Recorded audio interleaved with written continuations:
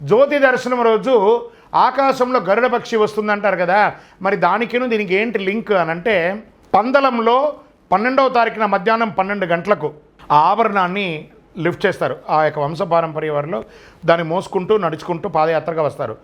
ఈ సమయంలో గరుడ పక్షి వస్తేనే దాన్ని తీస్తారనమాట.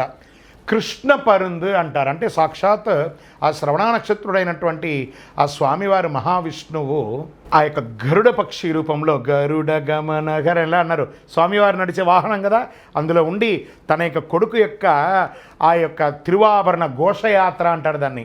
ఆ ఘోషయాత్రను చూడడానికి సాక్షాత్ మహావిష్ణువే అక్కడి నుంచి తోడుగా వచ్చి శబరిమల వరకు ఆభరణం గర్భాలయంకి వెళ్ళగానే ఎలా మాయమైపోతుందో అలా మాయమైపోతుంది. అందరూ చూస్తున్నదే ఇది. అక్కడ ఎంత అద్భుతం తెలుసా, చెప్తూ ఉంటేనే అసలు పులకించిపోతుంది.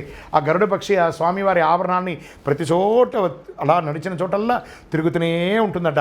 తన కొడుకుకు జరుగుతున్న వైభవాన్ని ఆకాశం నుండి స్వామివారు చూస్తూ ఉంటారట. కర్పూరమంటే తనకెంతో. స్వామి గురుగారు అయ్యప్ప స్వామి వారి దీక్షలో కర్పూరారతి ఎందుకు ఇస్తారు?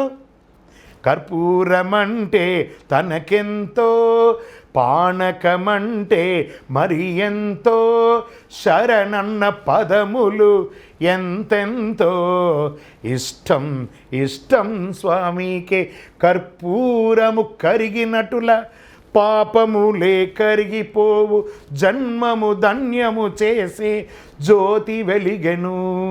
ఆ కర్పూర హారతి వెలుగుతూ ఉండగా మన శరీరంలో ఉన్నటువంటి కర్మ వ్యాధులు, జన్మ వ్యాధులు, దీర్ఘకాలిక వ్యాధులన్నీ కూడా తొలగిపోతాయని శాస్త్రం చెప్తుంది. ఇది అయ్యప్పకే కాదు, ఏ దేవుడికైనా దీపం ఇచ్చేటప్పుడు కర్పూరం కరిగిపోతే మనలోని దారిద్ర్యం, మాలిన్యం తొలగిపోయి పునీతులు అవుతాము.